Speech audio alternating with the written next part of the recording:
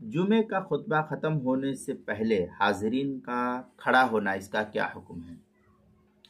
چنانچہ بعض لوگ بہت جلد بازی کرتے ہیں اور جلد بازی میں خطبہ جمعہ پورا ہونے سے پہلے ہی وہ اپنی جگہ سے کھڑے ہو کر کے صف بندی شروع کر دیتے ہیں۔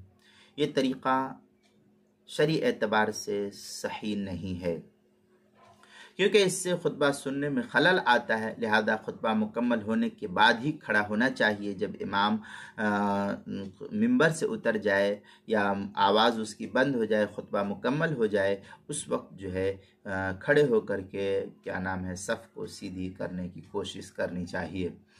بدائع الثناء میں ہے وَيَكْرَهُ كُلُّ مَا شُغِلَ عَنْ سِمَاعِ الْخُطْبَةِ مِنَ التَّسْبِيحِ وَالتَّهْلِيلِ وَالْكِتَابِ۔ اس طریقے کی عبارت جو ہے بدائع الثناء کی پہلی صفحہ 593، کتاب المسائل پہلی صفحہ 466 پر اس کو نقل کیا گیا ہے۔